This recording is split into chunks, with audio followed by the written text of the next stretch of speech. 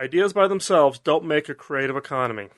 Just like cities and towns need infrastructure, such as roads, police, fire, and water, to have a successful local economy, what do individuals, organizations, and governments need to have in place to win in the creative economy? I'll be right back. This is the Killer Innovations Podcast with Phil McKinney. Keep in mind that the information and opinions expressed in this podcast are Phil's, and Phil's alone, and they don't necessarily reflect those of his past, current, or future employers. Now, here's Phil McKinney. Let's face it, we all need infrastructure. We need infrastructure just to survive day to day. We need infrastructure on our job, such as resources, management support, budgets, people.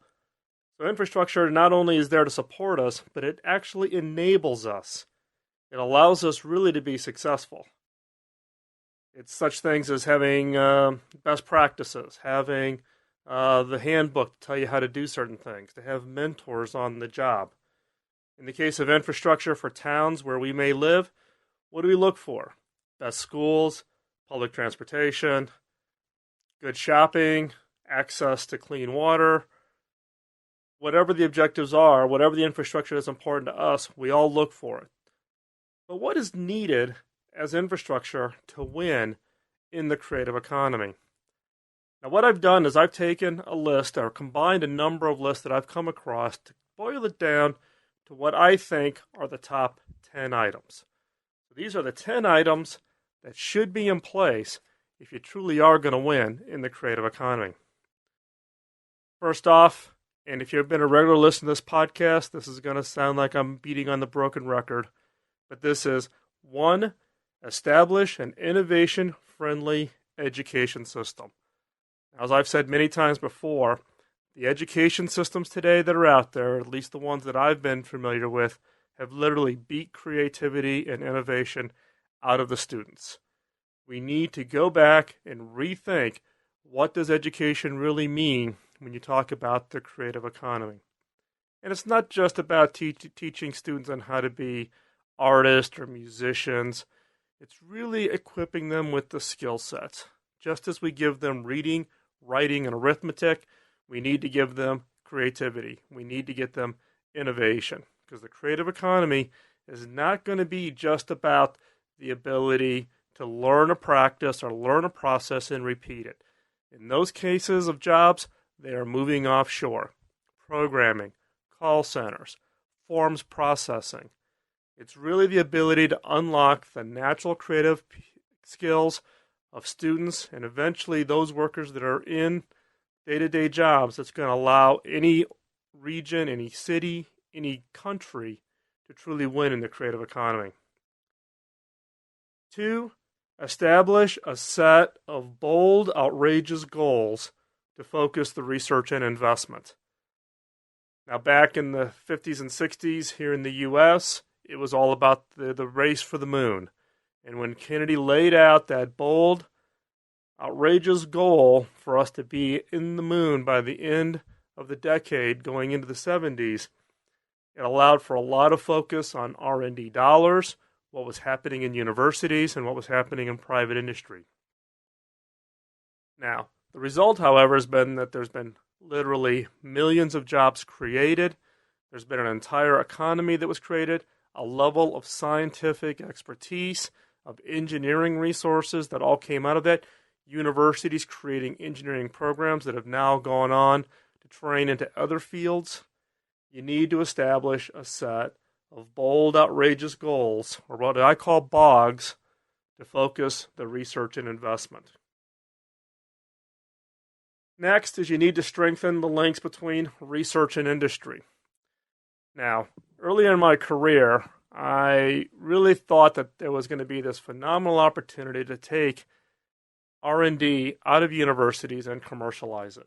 And in fact, going into the late 80s, I spent a lot of time working with universities, trying to figure out ways to take the innovations out of those universities and bring them into market. Being young and naive, went into this with a lot of energy to quickly realize that it's a lot harder than it looks, particularly given that there aren't laws or mechanisms or ways to encourage that kind of linkage between industry and research. So you have to figure out how to strengthen the links between research and industry. Now, in some cases, some universities that I'm actually involved with now, we are actually sponsoring R&D programs that are occurring. We are actually sponsoring semester classes, and we're giving them the specific task or problem or area of innovation that we're looking for those students to work on. And it's been a phenomenal success for us. But you need to establish, and this is not only within companies, but also within governments, you need to find a way to strengthen the links between research and industry. Next, you need to encourage the innovation transfer between research and industry. Now, as I was talking before, I spent a lot of time trying to figure out how to make all this work. It is extremely hard. Until what we call the Dole Act passed here in the United States, which allowed for the ease of intellectual property ownership between university research and enterprise, it was incredibly hard. And even today, it is still incredibly hard. You've got a phenomenal amount of research and technologies locked up in universities without an efficient way to transfer those out and get those into commercial products and offerings.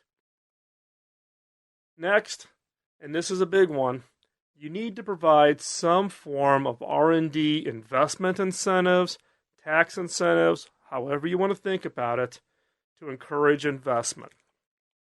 It's all about having available capital. Why does Silicon Valley exist where it exists? Because of just simply the wealth of capital that is willing to take risks and make investments. And the typical rule is that VCs invest locally. They invest where they literally can get into the car and be at one of their portfolio companies that day, not where they have to get onto an airplane or have to do anything else. Now, believe me, I've lived all over the U.S., I've lived overseas. I've seen where companies locally say, but we want to stay in this little niche town or little area because we like it locally, and don't worry, we have such a great idea that the VCs will be willing to invest. Believe me, I've been involved in it for so long, you just don't see it. So what needs to happen, for instance, in local economies, local regions, maybe you're not Silicon Valley, maybe you're a country that you're looking to establish some form of innovation programs. If you're a small city or a region away from really the major hubs, you need to figure out some way to provide an R&D investment incentive or tax incentives to encourage that investment. Because without cash, it's very, very hard. I wouldn't say impossible, because I never say that reality, but it is extremely hard to bring that commercial product to the marketplace. Next is you need to nurture local and regional innovation funding. Now, this in many cases can be things such as matching dollars. So if you get local investors to put money in, then the region, the states, the countries, however you're defined, your local geographies, can then do some kind of matching funds.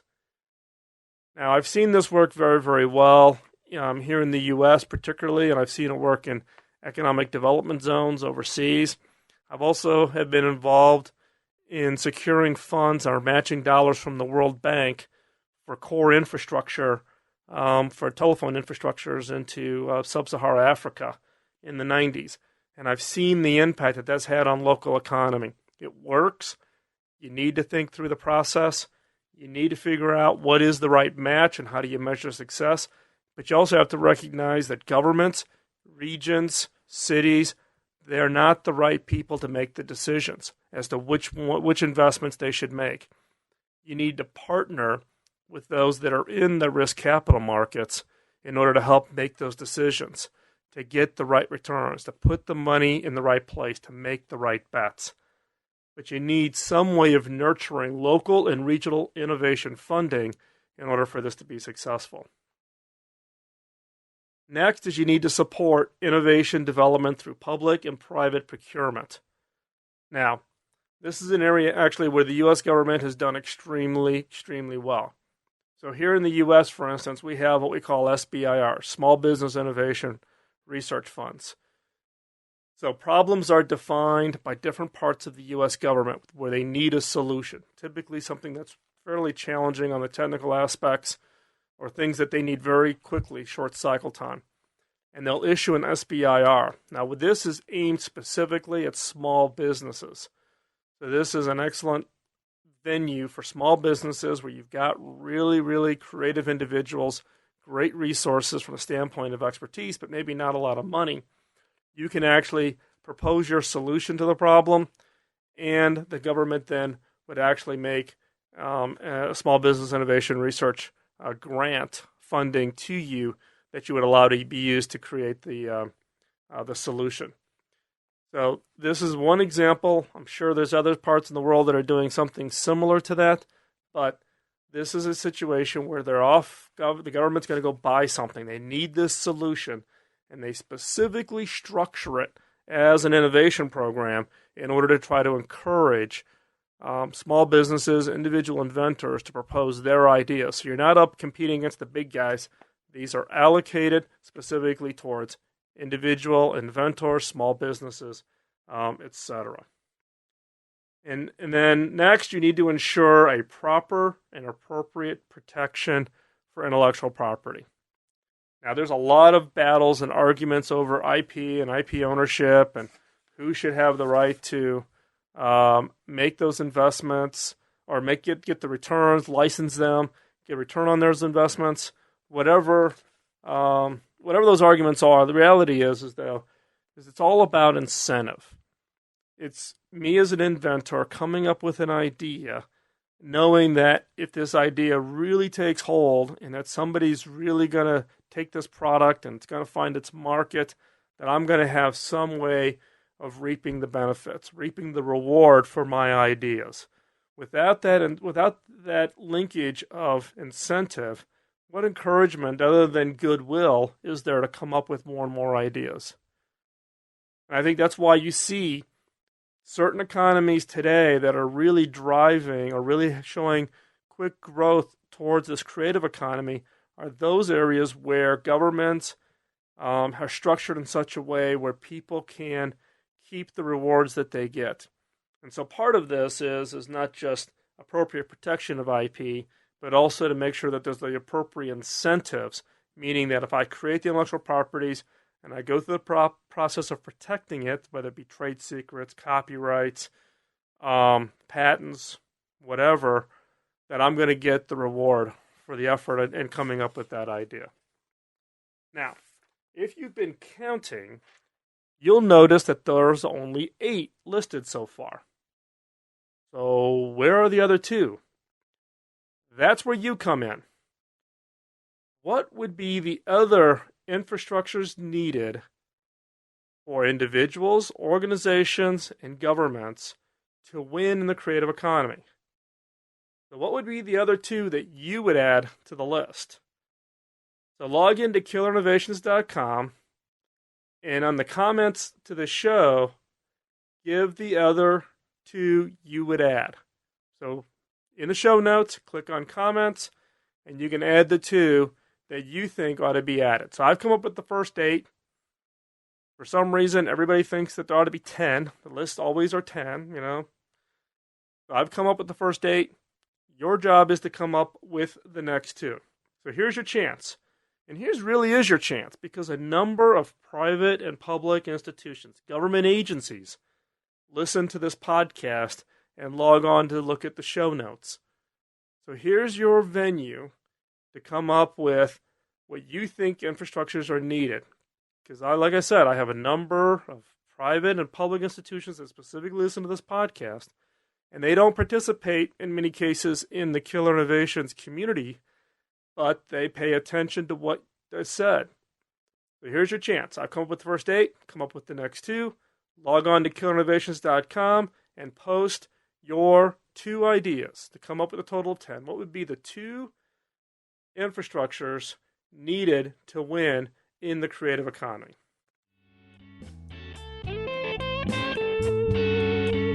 Have you ever noticed that ideas can come from the strangest places? From other industries, other geographies? I mean, I travel all over the world. I just got back from Europe last week. It's kind of the strangest experience when you're out there, you're traveling, and then all of a sudden you see something that you can then connect with something else that you're working on, and you've got the answer that you've been looking for. So this week's Killer Questions, and actually there's a series of them, is really about this whole process of learning, of observing, or finding those kinds of linkages. Now, you can sit back and you can wait until they just emerge and come to you, or you can actually be proactive and go out there and search for them that are going to have that really nugget, that real killer idea that's going to have that impact on your business. So first off, what industries have a value chain structure similar to yours? Now you're going to say, okay, I'm in X industry. What do you mean? Well, let me give you an example. My father and my father-in-law both were involved in the steel industry, machine tooling industry, turning metal into finished products, whether it be automobiles or airplanes, rockets for NASA, the aluminum can that you may be drinking a drink out of right now, where I actually came out of work that both my father and my father-in-law were involved in. So what's similar to machine tool? Well, you would think, okay, manufacturing of autos, but that's kind of a little bit too close. You really want to look far away. So think about it. Fast food, or what we call the quick serve restaurant space. What happens in machine tool industry? Well, you take in raw material, you transform it into something that looks nothing like it did before, resulting in a product that someone buys from you. Same thing with fast food. You bring in raw goods, heads of lettuce, maybe hamburgers, chicken. You cook it, you put it together, something that looks maybe a little appetizing. Someone buys it, and they walk away with that product.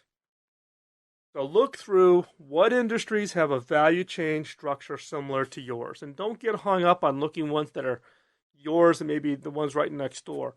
Look far away. Reach out into looking at other industries. Now, for each industry that has a value chain structure similar to yours, what are the leading management practices? What is it that they do in that industry that's just part of the normal industry practices or best practices that they have in that industry segment? Now make an entire list. Now that list will be from each industry, so now you've got this combined list. So let's say you had 3 industries, each with 5 practices. You now have a list of 15 practices that are not part of your industry, but that are part of other industries that have something of a similar value chain structure to yours.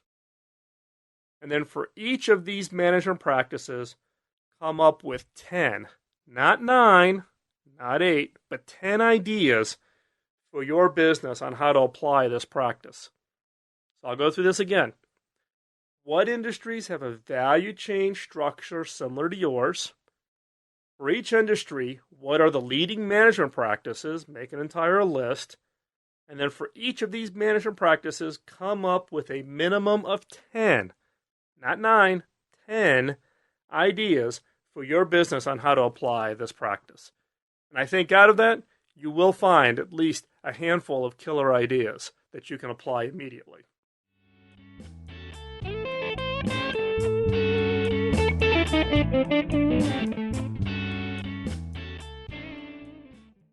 This week's closing thought is about leadership. Now, being a leader is not about commanding people to do your bidding.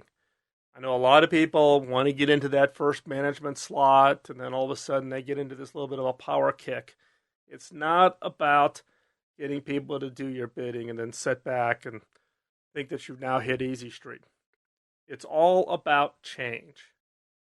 If you really are a leader, you're very focused and very interested on changing your team to become better.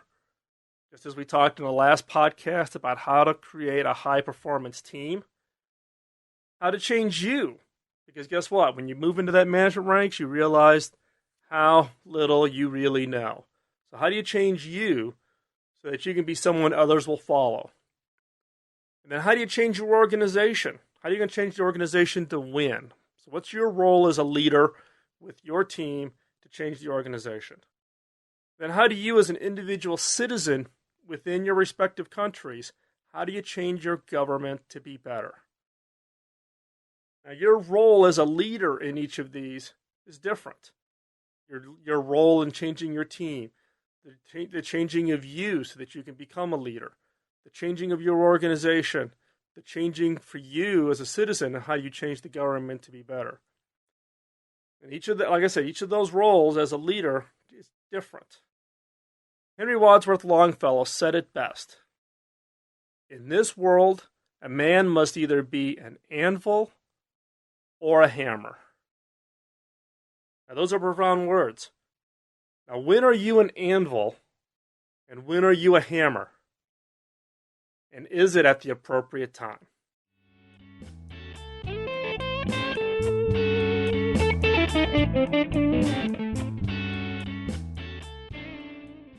Hey, thanks for listening. Keep the feedback coming. Been getting a lot of great emails. You can always drop me an email at podcast@killerinnovations.com. I've started the personal blog. I mentioned it in the last podcast. You can see it at philmckinney.com. And it's in addition to the podcast and everything else. Stop by, take a read, leave your comments, and while there, check out the other parts of all the content that I'm working on producing and making available to you, which includes the books and tools, accompanying speaking engagements, the show notes for the podcast, and the Killer Innovations community site, where you can make connections with other innovative-minded people.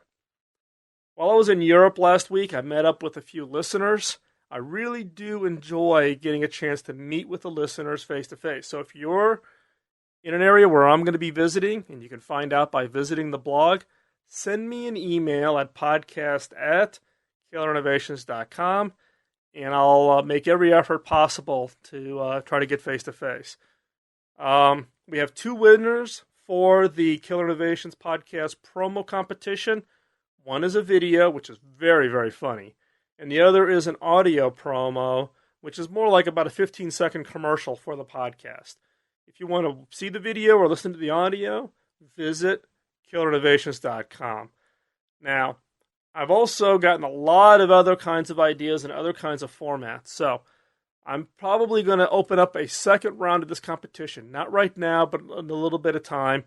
And again, the prizes will be you get your own personal deck of the entire set of killer questions. So rather than you having to write down all the killer questions that come out in the podcast, you'll actually get your own card deck, which will have the entire set or close to the entire set. And in fact, I still haven't even gone through all of the killer questions in the podcast. So you'll actually, if you win the competitions and you get your own card deck, you'll actually have more information than even what I've been able to share so far in the 80-plus episodes of the podcast so far. Don't forget to vote. Vote for your favorite podcast.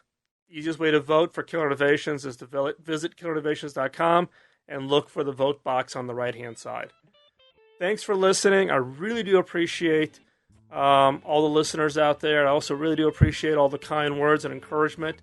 Keep them coming. It allows us to keep the energy level up and keep the commitment to produce this podcast as often as we do. But again, thanks again for listening. We'll talk to you real soon. Bye-bye.